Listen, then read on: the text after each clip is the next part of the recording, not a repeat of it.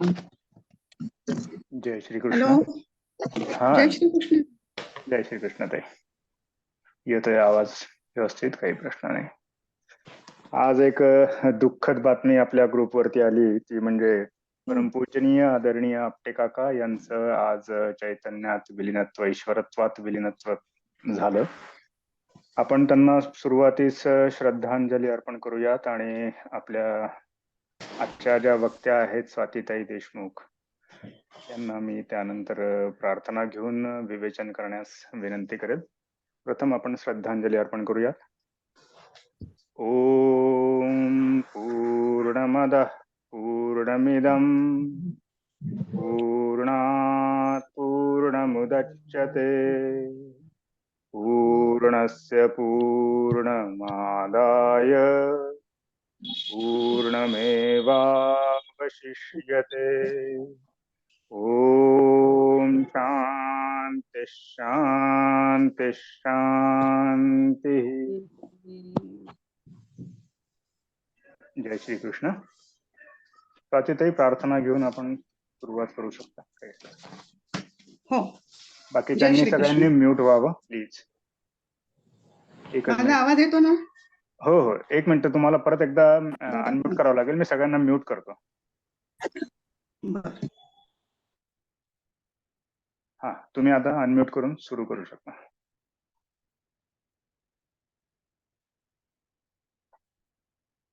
ताई, तुम्हाला अनम्यूट करावं लागेल. हा, केलं केलं. येतो हा, येतोय आवाज, येतोय व्यवस्थित येतो. वसुदेव सुतं देवं कंसचाणूरमर्दनं देवकी परमानन्दं कृष्णं वन्दे जगद्गुरुं. श्रीकृष्णं वन्दे जगद्गुरुं. जय श्रीकृष्ण सर्वांना. गेल्या मागच्या 2-3 शनिवारपासून आपण छान छान विवेचन, अभ्यासपूर्ण, रसाळपूर्ण अशी विवेचन आपण ऐकलेली आहेत. आणि मला आता गीतेच्या 9व्या अध्यायाची विवेचन करण्याची संधी दिली त्याबद्दल मी आभारी आहे. मी माझ्या अल्पमतीप्रमाणे जे विवेचन सांगता येईल ते, त्यात काही चुका असल्या तर क्षमा करावी असं मी विनंती करते. आता मला गीतेच्या 9व्या अध्यायाचे विवेचन करण्याची संधी दिली. गीतेचं सर्व तत्वज्ञान या 9व्या अध्यायात आहे, त्यामुळे या अध्यायाला विशेष महत्व आहे. या अध्यायात कर्मयोग, भक्तियोग यांचा मधुर मिलाप आहे. कर्मयोगात केलेल्या कर्माचं फळ टाकायचं नाही, तर ते भगवंताला अर्पण करायचं आणि कर्मबंधनातून मुक्त व्हायचं आहे. गीतेमध्ये त्यागमय जीवन आहे. श्रीकृष्णाने अर्जुनाला रणांगणावर 18 अध्यायाची गीता सांगितली आहे. त्यापैकी 8 अध्याय सांगून झाले आहेत. त्यात सांख्ययोग, कर्मयोग, संन्यास योग, आत्मसंयोग योग, अक्षर ब्रह्मयोग सांगून झाले आहेत. हे गुह्यतम ज्ञान नव्हते का? 8व्या अध्यायात प्रयाणकाली ओंकाराचा जप करणे, परमात्म्या संबंधी योगधारणे, स्थिर होऊन ओंकार या एकाक्षराचा उच्चार व्हावा, भगवंताचे चिंतन असावे, परंतु याने मरणाची घडी साधता येणार नाही. आपण मागच्या शनिवारीच अभयदादांकडून अक्षर ब्रह्माबद्दल छान रसाळ विवेचन ऐकलेलं आहे. तर त्यासाठी जीवनभर भगवंताचे चिंतन असावे, तरच मृत्यू समयी राम नाम आठवते, रूप डोळ्यासमोर येते.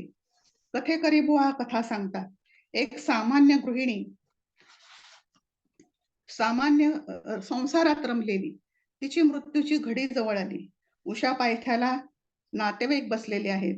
वैद्यबुवांनी चाटण दिले आणि त्यामुळे तिला थोडीशी मध्ये जाग आली. आता तिनं काय करावं? राम नाम घ्यावं, कृष्णाचं, रामाचं रूप आठवावं. पण तसं न होता ती बोट दाखवून एका कोपऱ्याकडे फक्त तोंडाने बोलते, वाके वाके. सगळ्यांना आश्चर्य वाटले, ही काय सांगते आहे म्हणून सगळे बघतात, तर तिथे वासरू केरसुनी खातय असं दिसलं. असे हे संसारात रमलेले सामान्य लोक आहेत. म्हणून भगवंताच्या मनात आलं की शुद्ध भक्तीचे स्वरूप सांगून समजावून द्यायलाच हवे.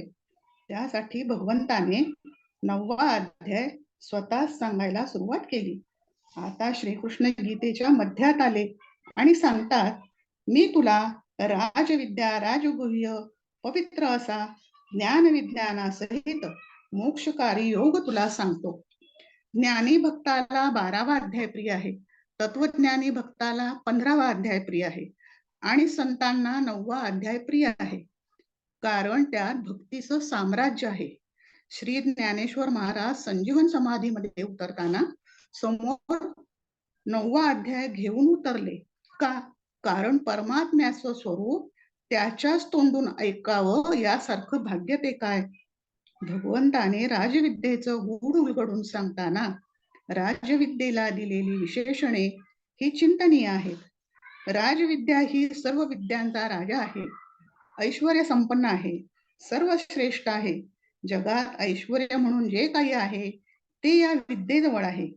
ही विद्या अतिशय पवित्र आहे, प्रत्यक्ष फळ देणारी आहे, सुसुखम आहे, धर्मयुक्त साधन करण्यास सोपी व अविनाशी आहे. जी जाणल्याने हे अर्जुना तू सर्व दुःखातून मुक्त होशील. एकाकीपणा, मृत्यूचं भय आणि पाप या अशुभापासून मुक्त होशील. आता येथे श्रीकृष्णाने अर्जुनाचा एक गुण वर्णन केला आहे. प्रवक्ष्याम्यनसूयवे, म्हणजे ज्याला असूया नाही तो, म्हणजे दोषदृष्टी गेलेला आहे तो. बुद्धिमत्ता, अगत्य आणि सांगितलेल्या गोष्टींचे हे सांड न करण्याची वृत्ती ही वैशिष्ट्ये अर्जुनाजवळ असल्याने अर्जुनच हे हृदयीचे गुज सांगण्यास योग्य आहे. दोषदृष्टी रहित आहे, निर्दोषम ही समम ब्रह्म. त्यासाठी आपणही जगात दोष पाहणे बंद केले पाहिजे. त्याने मन निर्मळ होते, पवित्र होते, स्वच्छ होते, एक प्रकारची शरणागती येते. उदाहरणार्थ संत एकनाथ महाराज म्हणतात, एका जनार्दनी. संत मीराबाई म्हणतात, मेरे तो गिरीधर गोपाल. श्री ब्रह्मचैतन्य महाराज म्हणतात, राम इच्छा. आणि संत ज्ञानेश्वर म्हणतात, निवृत्ती दासो. आता ही राजविद्या आचरण्यास सोपी व सुखम आहे, तर सर्व लोक भक्तीचा मार्गाला का जात नाही? कारण ते अश्रद्ध असतात, भगवंताला शरण जात नाही, भगवंतावर त्यांचा विश्वास नसतो. म्हणून भगवंत म्हणतात, अश्रद्धधाना पुरुषा धर्मस्यास्य परंतप अप्राप्य माम निवर्तन्ते मृत्यू संसारवर्त्मनि. माझ्यावर विश्वास ठेव, मी अनुभवलेले हे रहस्य असेच आहे. श्रद्धा म्हणजे ठाम विश्वास. श्रद्धा कार्यप्रेरणा देते, बुद्धी चिकित्सा करते, कार्यकारण भाव शोधते. मग माणसाची अवस्था कळते पण वळत नाही अशी होते. विचार न करणाऱ्या, शास्त्राभ्यास न केलेल्या व केवळ बौद्धिक तर्कट रचणाऱ्या व्यक्तींना अश्रद्ध म्हणतात. असे श्रद्धाहीन काहीही मिळवू शकत नाही, कालचक्रात सापडतात आणि संसार प्रवाहात वाहत जातात. गीता सांगते, श्रद्धावान लभते ज्ञानम. श्रद्धा येण्यासाठी सारखे भगवंताला चिकटले पाहिजे, नामस्मरण केले पाहिजे, सज्जनांची संगत लाभली पाहिजे. आज आपली माणसांवर पैशांवर श्रद्धा आहे, ती काढून भगवंतावर ठेवली पाहिजे. श्रद्धेचे ज्ञान मिळवायला श्री समर्थ स्वामी रामदास म्हणतात, ऐक ज्ञानाचे लक्षण. ज्ञान म्हणजे आत्मज्ञान. ज्ञानाशिवाय परमार्थ नाही. आत्मज्ञान आपल्याला अंतर्मुख करते, आत्मानंद देते. ज्ञान देव तू कैवल्यम. आता 4 ते 10 श्लोकात ईश्वरीय सत्ता कशी चालते हे जगताचं स्वरूप सांगितलं आहे. हे एक रहस्य आहे. भगवंत म्हणतात, माझी अव्यक्त मूर्ती या सबंध जगाला व्यापून आहे. अशा अव्यक्त मूर्तीकडून जग व्यापलं आहे. ती मूर्ती दिसत नाही पण ती आहे. उदाहरणार्थ, मूर्तिकार मूर्ती घडवतो तेव्हा ती कशी असली पाहिजे याचा आराखडा त्याच्या डोळ्यासमोर असतो. त्याप्रमाणे जग कसे असावे याची संकल्पना भगवंताची आहे आणि या संकल्पाच्या आधारावर जग व्यापलेले आहे. सर्व भूत मात्र माझ्या ठिकाणी आहेत, पण मी भूत मात्रांच्या ठिकाणी नाही असे भगवंत सांगतात. भगवंत अनंत आहे आणि जीव शांत आहे. अनंत या शांतामध्ये कितीही भरला तरी त्यात कसा मावेल? लहान रिंगण मोठ्या रिंगणात जाऊ शकते, पण मोठे रिंगण लहान रिंगणात जाऊ शकत नाही. तसे या सांतांनीच अनंतात विलीन होणे योग्य आहे. दुसरे एक उदाहरण घेऊ. भूत मात्र जन्माला आले आणि ते परमेश्वरापासून दूर झाले. आईपासून मूल जन्माला आले, ते वेगळेच झाले. आता मुलामध्ये आई आहे का? तर नाही. ते जन्माला आले आणि दोघेही वेगळे झाले. तसे जीवांमध्ये जेवढे आत्मतत्व आहे तेवढाच परमात्मा नाही. तो अनंत आहे, व्यापक आहे. जीवात्मा शांत आहे, सूक्ष्म आहे. आणखी एक उदाहरण. समुद्रांमध्ये लाटा उठतात. लाटांमध्ये समुद्र आहे का? नाही. समुद्र हा अथांग आहे. लाटा हा सीमित अंश आहे. तसा जीवात्मा सीमित आहे, भगवंत व्यापक आहे. लाटा उठतात, विलय पावतात, त्याप्रमाणे भूत मात्र उत्पन्न होतात आणि लय पावतात. सर्व भूतांना निर्माण करतो, त्यांचे भरण पोषण करतो, त्यांची राहण्याची निवासाची सोय करतो. ही माझी ईश्वरी योग शक्ती पहा. सर्व भूतांच्या ठिकाणी अंशरूपाने राहतो. येथे ईश्वरी शक्तीचे अस्तित्व आहे ते समजून घ्यायचं आहे. सर्व भूतांच्या भावना, त्यांचे अस्तित्व माझ्या ठिकाणी अंशरूपाने आहे. सर्व जीव निर्माण करणारा मी असूनही माझा आत्मा भूतांच्या ठिकाणी राहिलेला नाही. हे माझे योग ऐश्वर्य आहे. इथे ईश्वरी शक्तीचे अस्तित्व आहे हे समजून घ्यायचं आहे. हे अर्जुना, कल्पाच्या अंती सर्व भूते माझ्या प्रकृतीत विलीन होतात आणि कल्पारंभी मी पुन्हा त्यांना उत्पन्न करतो. हेच माझं योग ऐश्वर्य तू पहा. हे माझं स्वरूप कोणाला दिसेल? ज्याचा संकल्प शुद्ध झाला. आणि संत आपला संकल्प शुद्ध करतात. सत्य संकल्पाचा दाता भगवान सर्व करी पूर्ण मनोरथ. 11व्या अध्यायात अर्जुनाला दिव्य दर्शन घडवलं. दिव्यम ददामि ते चक्षु पश्यमे योगमेश्वर. ज्या क्षणी हा पुरुष भूतांचे निरनिराळे भाव एका परमात्म्यातच असलेले आणि त्या परमात्म्यापासून सर्व भूतांचा विस्तार आहे असे पाहतो, त्याच क्षणी तो सच्चिदानंद ब्रह्माला प्राप्त होतो. आता आसुरी संपत्तीचे लोक कसे वागतात ते मला जाणत नाही. मोघाशा मोघ कर्माणु मोघ ज्ञाना विचेतसा राक्षसी मासुरींचैव चैव प्रकृती मोहिनीं श्रितः. अज्ञानी लोक राक्षसी आसुरी मोहिनी प्रकृतीचा आश्रय घेतात. त्यांच्या आशा व्यर्थ, कर्म व्यर्थ, ज्ञान व्यर्थ जाते. ते मोहात गुरफटलेले असतात. परमेश्वराचे ज्ञान जाणत नाही. आस म्हणजे आशा, जी मनाला व्यापून राहते, ती कर्म करायला लावते, विपरीत कर्म होते. राक्षसी म्हणजे रक्षणात जे दंग ते राक्षस. मी जे मिळवले त्याचे रक्षण मीच करणार असे ते समजतात, ते राक्षस. भगवंताने दिले त्यांचे रक्षण तो करणार हे ते जाणत नाही. भगवंतावर विश्वास असायला हवा ना. जे लोक भोगांसाठी देवांचा उपयोग करतात त्यांच्या आशा व्यर्थ जातात. उदाहरणार्थ यशग्रंथी विद्वान रावण पण सीतेला वश करून घेण्यात त्याचं तप, ज्ञान, कर्म व्यर्थ झालं, कारण तो मोहात अज्ञानात गुरफटलेला होता. मूढ लोक मी देह धारण केलेला असे जाणतात. भगवंताचा परमभाव जाणत नाही. म्हणजे सर्व जीवांवर भगवंताची सत्ता चालते हा भाव जाणत नाही आणि ईश्वरी शक्तीचं मानुषीकरण करतात, भगवत शक्तीचा अपमान करतात. आसुरी म्हणजे पंचप्राणांना जे भोग हवे असतात त्या भोगात रमलेले असतात. जे महात्मे असे मोहात गुरफटलेले असतात त्यांना भगवंत कितीतरी दूर असतो. 16व्या अध्यायात आसुरी आणि दैवी प्रकृतीच्या लोकांचे सविस्तर वर्णन आहे. आता माणसाला ही उपासना करून सुद्धा परमात्मा प्राप्ती होत नाही, कारण भलत्याच कल्पना त्याच्या बुद्धीमध्ये असतात. त्यांना हवं तसं घडत नाही. उपभोगांची मोहिनी असते. म्हणून प्रकृतीच्या मोहांवर मात केली पाहिजे, हे एक रहस्य आहे. दैवी गुणांचा आश्रय घेतलेले महात्मा मला सर्व भूतांचे सनातन कारण आणि अविनाशी अक्षर स्वरूप जाणून अनन्य चित्ताने माझे भजन करतात. मूर्ती म्हणून नाही तर अव्यक्तपणा जाणून बसतात, अनादिपण जाणून भजन करतात.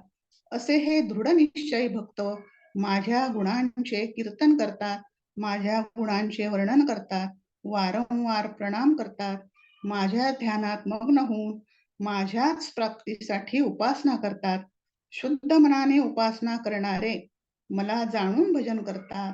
आणि काही भक्त कीर्तन भक्तीचा आश्रय घेतात, तर काही श्रवण नामस्मरण आणि भजन भक्तीचा आश्रय घेतात. सततं कीर्तयन्तो मां नमस्संतंश दृढव्रताः नमस्संतंश मां भक्त्या नित्ययुक्ता उपासते. तुम्ही जेव्हा सत्पुरुषांच्या सहवासात जाता तेव्हा तुमची मानसिक पातळी वर जाते. आपण वारकरी पंथाचं कीर्तन ऐकतो ना, त्यात 2 प्रकार असतात. एक आहे वारकरी पंथांचं, त्यात नाचणं आहे. दुसरं आहे पठडीचं कीर्तन, त्यात विद्वत्ता विनोद असतो. कीर्तनात नाचणे आले ना की त्याला फार महत्व आहे आणि त्यात लय लागली ना तर मग काय विचारू नका. ज्ञानेश्वर महाराज म्हणतात, कीर्तनाचे नि नटनाचे. दासबोधात समर्थांनी एक समासच लिहिला आहे. कीर्तन नमन भजन यावर सविस्तर माहिती दिली आहे. कीर्तनामध्ये भगवंताच्या चारित्र्याचं वर्णन करावं, नित्य हरिकथा करावी, ती वाढवावी, आपल्या वैखरी वाणीचा अखंड यथायोग्य उपयोग करून भगवत गुणवर्णन करावे. त्यासाठी खूप पाठांतर ग्रंथांचा अभ्यास करावा, सारांश कंठस्थ करावा, हरिकीर्तनाची मनापासून आवड असावी. भगवंतास कीर्तन अत्यंत प्रिय आहे. कीर्तनाने समाधान प्राप्त होते. भगवत कथा सांगताना सुसंगत असावी, शब्द पांडित्य वक्तृत्व असावे, भगवंताच्या नामाचा घोष करावा, टाळ्या वाजवाव्या, दृष्टांत द्यावे. हरिकीर्तनात रंग भरण्यासाठी टाळ मृदुंग संगीत नृत्य तानमान इत्यादीचा उपयोग करावा. पण कथेचा संबंध सुटू नये. श्रोत्यांचे कान आनंदाने भरून टाकावेत. कीर्तनात भक्ती ज्ञान वैराग्य यांची लक्षणे असावी. तसेच न्याय नीती व स्वधर्म संरक्षणासाठी काय करावे याचे ज्ञान असावे. नमस्संतंश्च मां भक्त्या, यामध्ये नमन भक्ती आहे. नमनामध्ये आपले डोके म्हणजे उत्तमांग गुरूंच्या चरणावर ठेवायचे. भगवंताचे साधन म्हणून नमन आहे. तो जीव शिवाचा संबंध आहे. वारकरी पंथाचे हे योग्य आहे की स्त्री पुरुष लहान मोठा काही बघत नाही. तो माणूस आहे ना, मग त्याला साष्टांग नमस्कार घालतात. समर्थांनी म्हटले आहे, अतिलीनता सर्व भावे स्वभावे. फळांनी लगडलेलं झाड असतं ते वागतं, त्याप्रमाणे अतिदैवी गुणांनी युक्त असा माणूस अतिनम्र होतो. आपण व्यवहारात म्हणतो विद्या विनयेन शोभते. आता भजन कसं करायचं ते अनन्यतेनं करायचं, जाणून घेऊन भजन करायचं. मूर्ती म्हणजे भगवंत नाही, तर त्यातील अव्यक्तपणाला जाणून भजन करतात. राम रमवितो तो राम, विषयांची आठवण होत नाही. मी कोणीच नाही, तू सर्वत्र आहे असे जाणून नतमस्तक होतात. असा भक्त ज्ञान विज्ञान तृप्त होतो. नामस्मरण करणारा तो स्वतः पुण्यात्मा बनतो. नामस्मरणाने चक्रपाणी संतुष्ट होतो. सर्व देवांना अत्यंत आदराने नमस्कार करावा. सर्व देवांच्या ठिकाणी एकाच भगवंताचं अधिष्ठान आहे हे जाणून नमस्कार करावा. आकाशात पतितं तोयं यथा गच्छति सागर, सर्व देव नमस्कारः केशवं प्रति गच्छति. कीर्तन नमन भजन ही उपासना मात्र दृढ निश्चयाने करावी. प्रयत्नपूर्वक कीर्तन करावे. ते रुवतच घेतले पाहिजे. आपली देहावर जितकी प्रीती असते त्यापेक्षा ज्यांची भगवंतावर प्रीती आहे तो भक्त. भक्तीमध्ये प्रेम हा प्राण आहे. सर्व साधनांचे पर्यावसन ध्यानात आहे. ध्यान ही शेवटची पायरी आहे. ध्यानातून समाधी लागते. म्हणून प्राणायाम केला की मन ताब्यात येते. भगवंताच्या प्रेमात रमला की प्राणायाम सहज होतो. उदाहरणार्थ गायक भजन अभंग गाऊ लागले की त्यांच्या डोळ्यासमोर प्रत्यक्ष पांडुरंग उभा राहतो, इतके ते तल्लीन होतात. आता काही भक्त ज्ञान यज्ञाने माझी उपासना करतात, तर काही भक्त माझ्या विराट रूपाची उपासना करतात. ज्ञान यज्ञेन चाप्यन्ये यजन्ते माम उपासते. एकत्वेन पृथक्त्वेन बहुधा विश्वतो मुखम. ज्ञानयज्ञाने निर्गुण निराकार ब्रह्माची उपासना करायची. उपासना ही एकट्यानं करायची. एकांतात साधन करून दैवी गुणांचे चिंतन करणे, ध्यान धारणा करणे.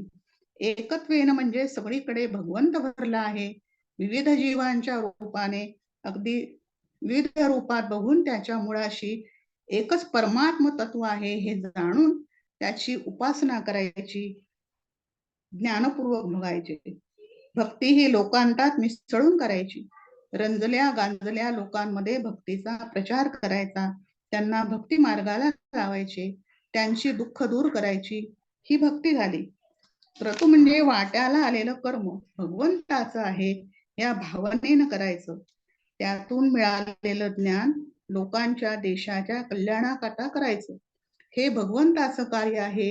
ह्या भावनेनं केलेली ही उपासना म्हणजे एकत्वाचीच उपासना आहे. ज्ञानाचा परिणाम तुम्ही अत्यंत निस्वार्थी नीतिमान झाले पाहिजेत. अमृतस्य तु नाशास्ति वित्तेन. तुम्ही लाखो करोडो रुपये मिळवा, पण पैशाने मला अमृतत्व मिळेल ही गोष्ट खरी नाही. म्हणून जे ज्ञान मिळवायचं ती बुद्धी सरळ बुद्धी पाहिजे.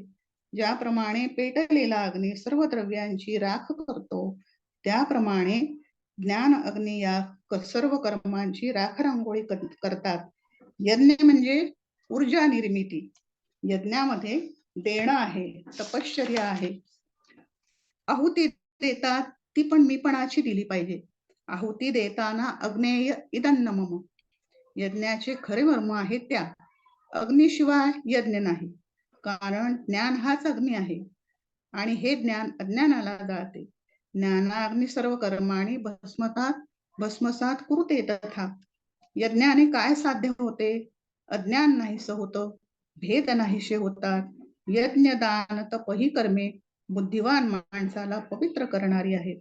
बुद्धिवान म्हणजे जो फळाच्या आसक्तीचा त्याग करून केवळ भगवतार्थ कर्म करीत असतो तो. मीपणाची आणि अभिमानाची आहुती देणे हाच खरा यज्ञ होय. निर्हेतुक कर्म करण्याने खरी सात्विकता उत्पन्न होईल आणि पुढे पूर्णाहुती दिली जाईल. अशा प्रकारे सर्वस्व अर्पण करणे हेच ज्ञानाचे सार होय. परमेश्वराच्या प्राप्तीच्या आड जे काही येते त्याचा त्याग करणे हे एक यज्ञच आहे. पुढे भगवंत म्हणतात, श्रौत यज्ञ स्मार्त यज्ञ मीच आहे, पितृयज्ञ मीच आहे, यज्ञासाठी वनस्पती अन्न औषधी मंत्र ही मीच आहे, अग्नी मीच आहे, हवनाची क्रिया ही मीच आहे. आतापर्यंत हे सगळे जगाबद्दल सांगितले. आता ते मानवी संबंधांवर आलेले आहे. पितामहस्य जगतो माता धाता पितामह वैद्य पवित्र ओंकारम रुक्साम यजुरेवच. परमात्मा सांगतात, मीच माता मीच पिता, पितामह म्हणजे आजोबा आहे, वैद्य पवित्र ओंकार मीच आहे, बीज रूपाने जन्माला घालणारा पिता, धाता धारण पोषण करणाराही मीच आहे. माझ्या संकल्पनेतून जग निर्माण झाले म्हणजे पिता मीच आहे. हे विश्व निर्माण करायला, त्या प्रकृतीला प्रसवायला जो कोणी लागतो तो पिता मीच आहे. आता अर्धनारी नटेश्वर म्हणजे जी शक्ती आहे तिला अधिष्ठान लागते, कारण ती अव्यक्त आहे. तर ती माता ही मीच आहे. प्रकृती रूप माता मी आहे. जे जाणायचं आहे ते ओंकार स्वरूप आहे. ते ज्ञान अतिशय पवित्र आहे. नहि ज्ञानेन सदृशम पवित्र मिह विद्यते. ज्ञानी माणसांच्या पाया पडतात. गुरूंचं स्मरण करणे हे पावित्र्याचं लक्षण आहे. महत्वाची विद्या दिली ना त्यांनी, नाम दिलं, तसा हा ओंकार पवित्र आहे. तो नाद ब्रह्म आहे. हा आकाशाचा गुण आहे. आकाश अत्यंत सूक्ष्म आहे. त्याला उपनिषदात खंग असं म्हटलं आहे. पुढे भगवंत म्हणतात, वेद मीच आहे. यजुर्वेद ऋग्वेद सामवेद ही मीच आहे. पुढे म्हणतात, माता पिता आजोबा आणि जी काही नाती सांगितली आहेत त्यात भगवंत स्वरूप पाहायचं. नात्यांनी जोडलेली जी आहे त्यात भगवंत आहे. आजोबा तर प्रेमाचं निस्वार्थ प्रेमाचं प्रतीक आहे. आजोबा झाडे लावतात, फळे नातू खातात. अनासक्त प्रेमाचं प्रतीक आहे ना.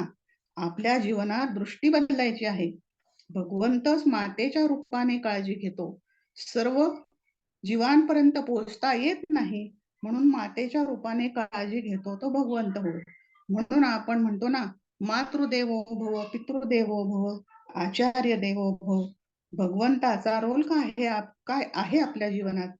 नात्यांच्या रूपाने, ओंकाराच्या रूपाने, साक्षी भावाने आणि जीवांना शेवटी भगवंतापर्यंतच जायचं आहे. ती गती ही भगवंतच आहे, हे जाणणे ही उपासनाच आहे. आता भक्त आणि ईश्वर आणि माणूस यांचं काय संबंध आहे हे सांगतात. गतिर्भर्ता प्रभू साक्षी निवासी शरणम सुहृत, प्रभव प्रलयम स्थानम निधानम बीजमौल्यम. सर्व कर्मे करतो, जी कर्मे करतो ती भगवंत साक्षी रूपाने पाहतो. गती म्हणजे माणसाची शेवटची अवस्था असे आपण समजतो, ती गती नाही. माणसाची शेवटची अवस्था आहे ती परमात्माच आहे. माझ्या जीवनाचं ध्येय काय आहे? तर शेवटी मला परमात्म्याकडे जायचं आहे. भरता म्हणजे पोषण करणारा, तो समर्थ आहे. तोच मला सांभाळणार आहे, मला पुरवणार आहे. तो मला काही कमी पडू देणार नाही. मी त्याची सेवा करतो ना, उपासना करतो, मग तो माझी करीलच. कशा रूपाने करील हे सांगता येत नाही. निवासी म्हणजे शेवटची विश्रांती मिळेल ती त्याचेच कडे. सुहृत म्हणजे मित्र, जीवलग मित्र, अकारण प्रेम करणारा. शरणम म्हणजे जाण्याला योग्य, म्हणजे माझ्या जीवाला विश्रांती तेथेच आहे. भगवंताला शरण जाण्याने दुःख नाहीशी होतात. प्रभव प्रलयन स्थानम निधानम बीजमौल्यम. प्रलय काळी सर्व भूतांचा सूक्ष्म रूपाने लय होतो, त्याला निधान असे म्हणतात. निधान म्हणजे भांडारगृह, स्टोर हाऊस. तर भगवंत म्हणतात, संकल्प, वासना आणि संस्कार ज्या ठिकाणी राहतात आणि अमर असतात ते निधान मीच आहे. विश्व निर्माण करताना हे संकल्प, वासना आणि संस्कार यांचा वापर केला जातो हे समजून घेणे ही उपासना आहे. देवासमोर पुष्कळ पर्याय होते. जग निर्माण करताना त्याने त्यातल्या त्यात उत्तम पर्याय निवडला. हे जग अतिशय उत्तम आहे, म्हणून त्यात जे घडेल ते फार उत्तम आहे. पुढे भगवंत सांगतात, सूर्याच्या रूपाने उष्णता देतो, पाणी आकर्षून घेतो, धरून ठेवतो आणि वर्षाव करतो.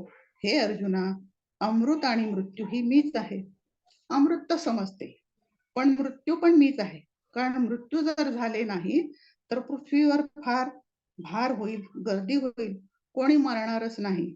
नवीन सृष्टी निर्माण होण्याला चान्सच नाही मिळणार. म्हणून मृत्यूचे आपल्यावर फार उपकार आहेत. त्याने जग सुंदर राहते. जगात वृद्ध आणि जराजर लोक भरले असते नाही तर. म्हणून मृत्यूचे आपल्यावर तसे उपकार आहेत. सत म्हणजे आत्मा, परमात्मा. असत म्हणजे अष्टधा प्रकृती पण मीच आहे. अमृत म्हणजे अखंड सत्य आहे, हे जाणणे हा दिव्य आविष्कार आहे. आता वेद जाणणारे त्यांना काय गती मिळते याचे पुढील 2 श्लोकात सांगितले आहे. वेदाध्ययन करून फळ मागणे याचा गीतेत निषेध केला आहे. तिन्ही वेदांना जाणणारे सकाम कर्म करून माझी यज्ञाद्वारे पूजा करतात आणि स्वर्गाच्या प्राप्तीची इच्छा करतात. स्वर्ग लोकात जाऊन दिव्य उपभोग भोगतात. पुण्य क्षीण झाले की पुन्हा खाली ढकलले जातात. स्वर्गात जाणे आणि खाली येणे हा एरझार चालू राहतो. पाप ही लोखंडाची बेडी तर पुण्य ही सोन्याची बेडीच आहे, पण अखेर बेडीच आहे, कारण त्यांचे यजन विधीपूर्वक नसते.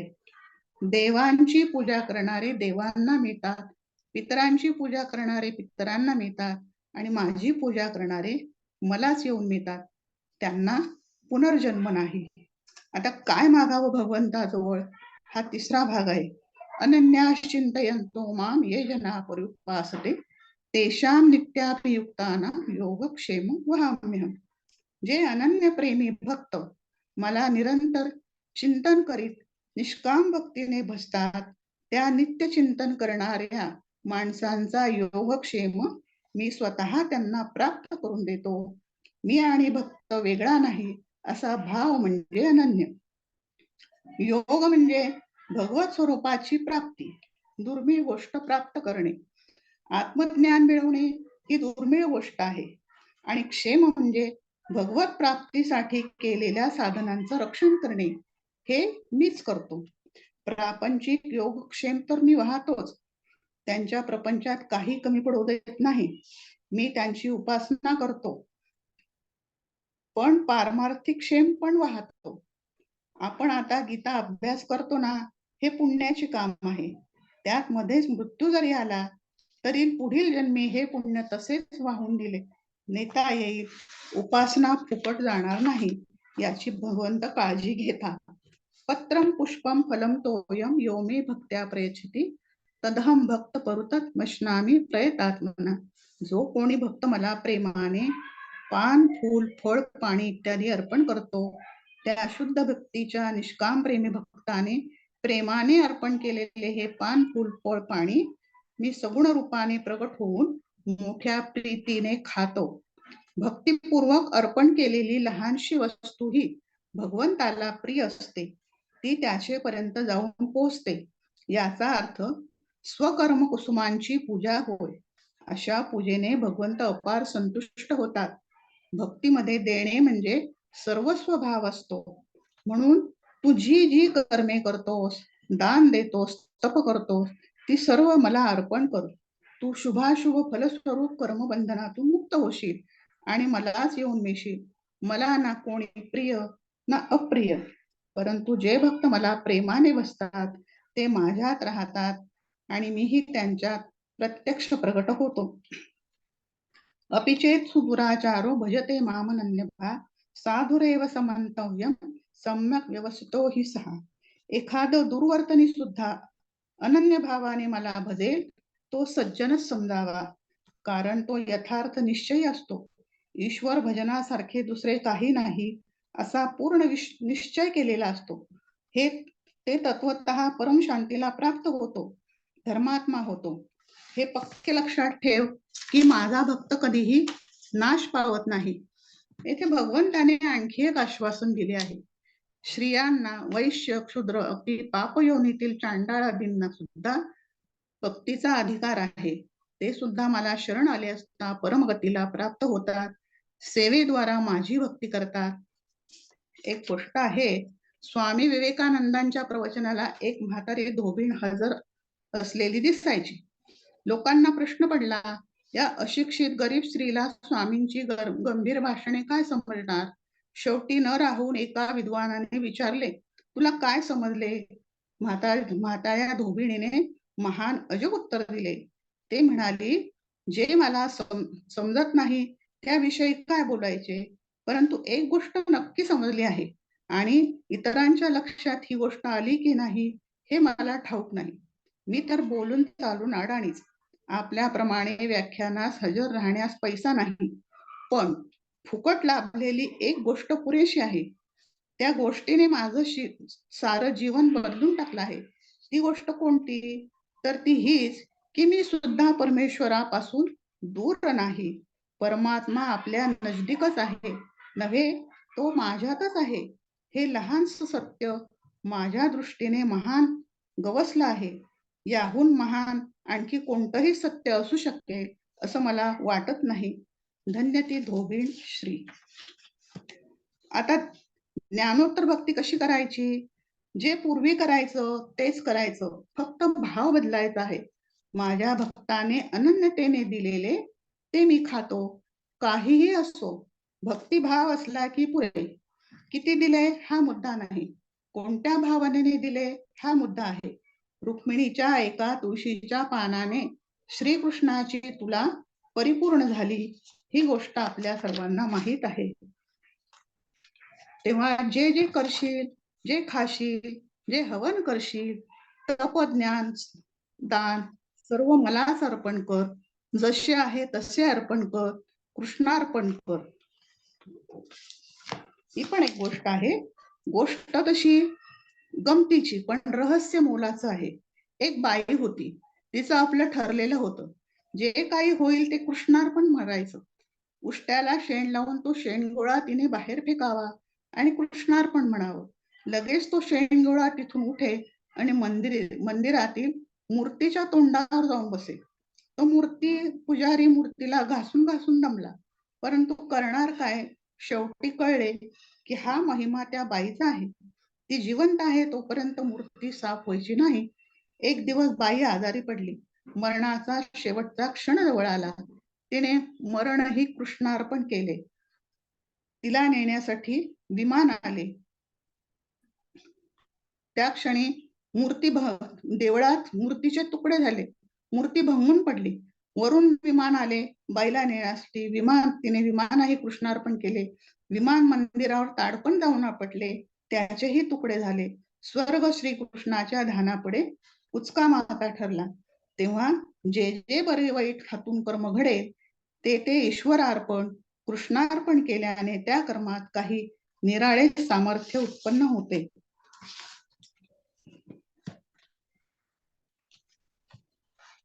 आता भगवंतानी एका श्लोकामध्ये भक्ती कशी करावी याचं वर्णन सांगितलं आहे.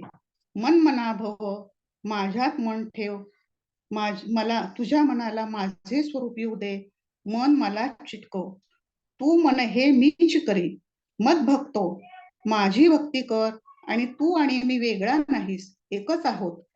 माझे भजनी प्रेम धरी, सर्वत्र नमस्कारी, मज एकाते. माम नमस्कुरु, मलाच नमस्कार कर, म्हणजे सगळीकडे मीच तुला दिसू दे. जे जे भेटे भूत, ते ते मानजे भगवंत. शेवटी 18व्या अध्यायात परत भगवंताने अर्जुनाला आठवण करून दिली. मन मना भव भक्तो मद्याजी माम नमस्करू, मामे वश्यसे अत्यंते प्रतिजानी प्रियोसी मे. हे सत्य भगवंताने प्रतिज्ञापूर्वक सांगितले, कारण तू माझा अत्यंत आवडता आहेस, प्रिय आहेस. असा हा राजांनी अंगीकारलेला. म्हणून राजविद्या, राजगुह्य म्हणजे साक्षात भगवंत जगाचा राजा. त्याचे गुह्य म्हणजे गुप्त गोष्ट. भगवंताशी योग कसा साधायचा हे इथे सांगितले आहे. हे 9व्या अध्यायाचं वैशिष्ट्य आहे. रहस्य आहे.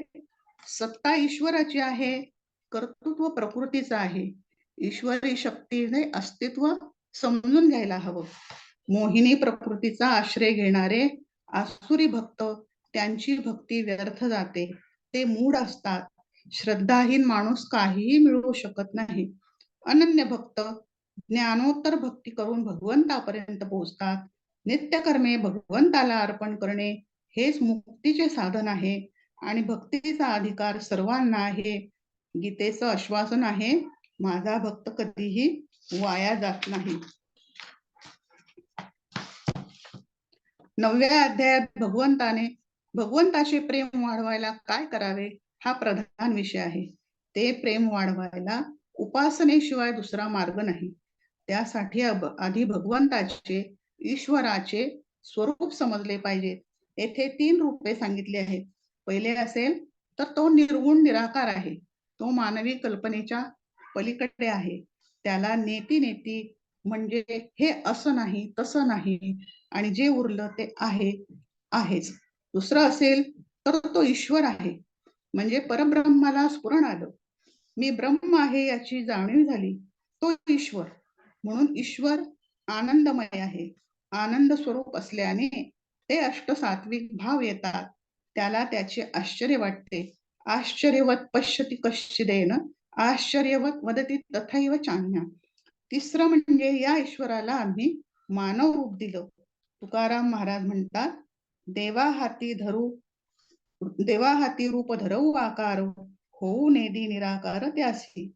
माणूस होणारा देव तुम्हाला पाहायचा असेल तर आपल्या सद्गुरूंकडे पहा. सगळी ज्ञानेश्वरी गुरु प्रेमाने भरली आहे. त्यांच्याकडे पाहिल्यावर नाजूक भावना अंतःकरणात निर्माण झाली पाहिजे. त्यांचं स्मरण होताच अंतःकरण हललं पाहिजे. डोळ्यात पाणी आलं पाहिजे. अष्टसात्विक भावाने हृदय हललं पाहिजे, म्हणजे तू मतपरायण होशील. जय श्री कृष्ण.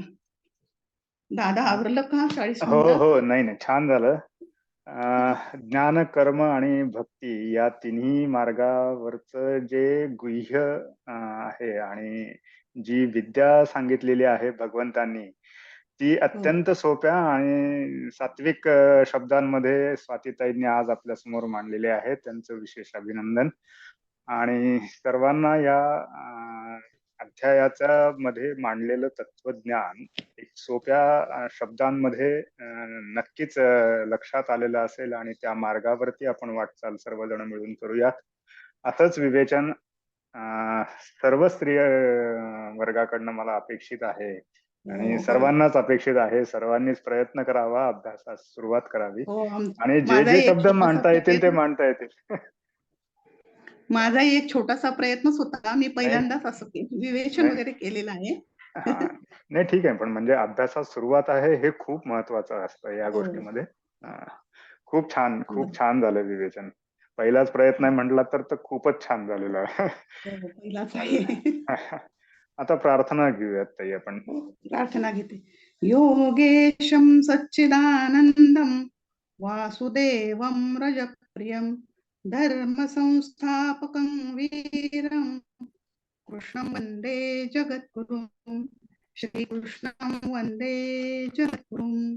एक दुसरी प्रार्थना म्हणते.